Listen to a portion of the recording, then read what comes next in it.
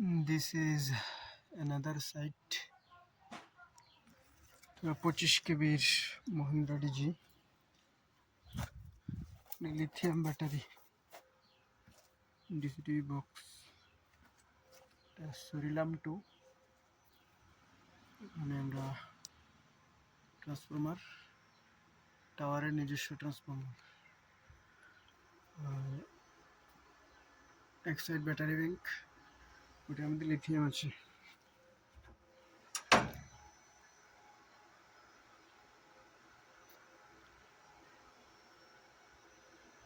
এ হলো পুরো system.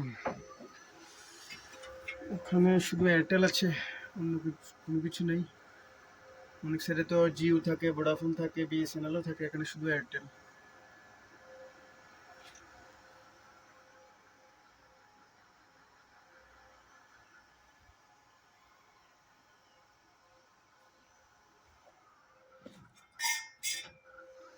Actually এগুলো হলো ডিসিতে চলে।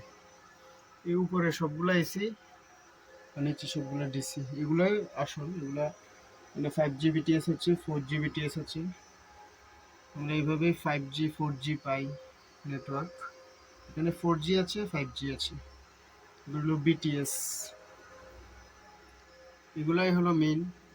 এখানে পাওয়ার দিলে এগুলা কাজ করবে। সবগুলোর মধ্যে পাওয়ার আছে। এগুলো হলো এক একটা সেক্টর। উপরে দেখো জিএসএম অ্যান্টেনা আছে, এগুলার সঙ্গে এগুলা কানেক্টেড এবং রেডিও অ্যাক্টিভের মাধ্যমে এগুলা কাজ করে আর কি। অনেকে হয়তো বলে যে টাওয়ার বসালে নাকি ক্ষতি পাখিদের জন্য। তেমন কিছুই না, এগুলো পুরাই ফলস। কোনো ক্ষতিই হয় না, সব ভ্রান্তি ধারণা থাকে। উপরে সব ডিসি, এখানে কোনো এসি কোনো কানেকশানই নেই, সব ডিসি। এমনকি এখানেও ডিসি। এখানে তো এসি চলে, এগুলো এসি, এগুলো এসি কানেকশন।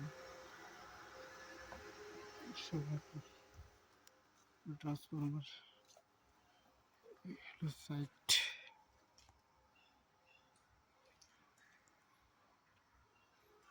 সব আছে, কতটা মাউন্ট কি অবস্থা আছে।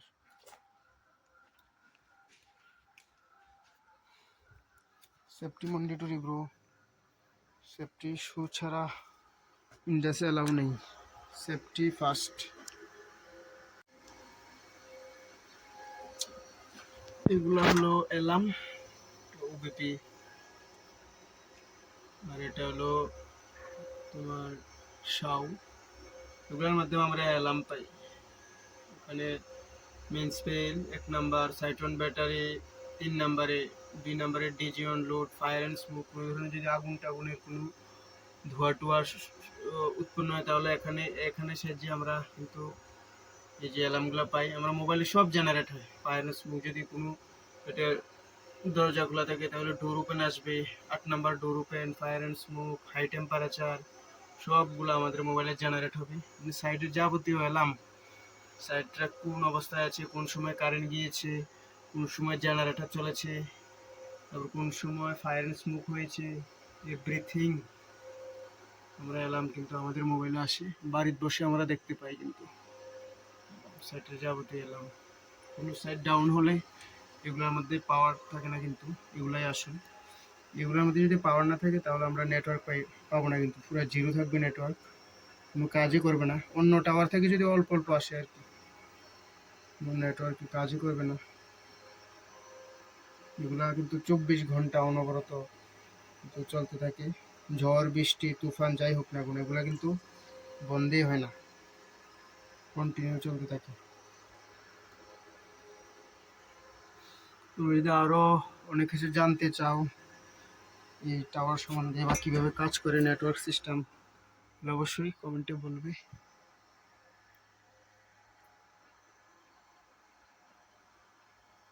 গেট